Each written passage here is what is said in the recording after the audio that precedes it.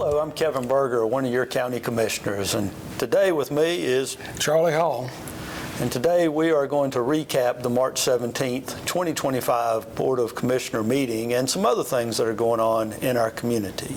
So we had Captain Brown from the Sheriff's Department come and present the need for some additional funds to cover insurance for inmates, and we allocated about $250,000 additional money for the jail to cover insurance for inmates.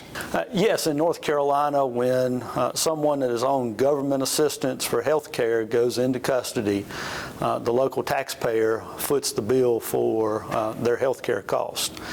That's not unique to Rockingham County. In addition to the insurance, we also had to review some contracts that had been signed inappropriately by the Sheriff's Department, and we corrected that situation, and we've put an ordinance and a workflow in place to handle that in the future.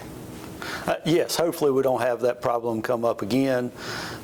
We appreciate Clyde Albright, our county attorney, reviewing hundreds of contracts that covered every department. He did find these 4 in the Sheriff's Department that did not follow proper procedure, and we did make that correction. At the end of the meeting, I also addressed something that has been a topic of conversation in a couple of communities here in the county, and that is the need for some improvements to our school facilities, specifically the elementary situation in Reedsville and also in Stoneville.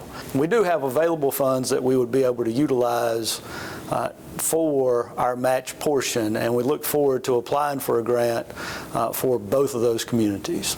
The community misunderstands the process. The commissioners do provide money, but we don't designate how recurring funds are used. So certain programs the school system may deem need to be reduced or changed or deleted.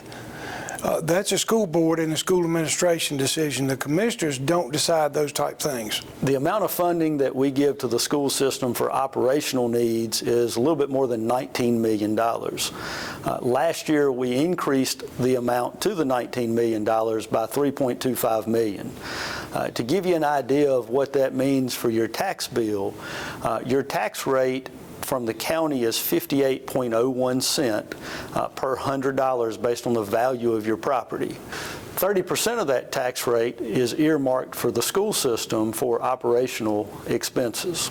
So that's about 17 cents on the property tax bill. Is that about right? Yes, sir. That is a little bit more than 17 cents of the 58.01 is for education, just for operation expenses, and they make the decision on how that money is spent.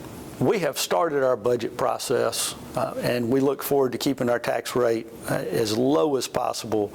That 58.01 cent is one of the lowest, if not the lowest, in the region. We look forward to maintaining that here this year as well. I believe last year we went through the reevaluation process and we were 7 cents above revenue neutral.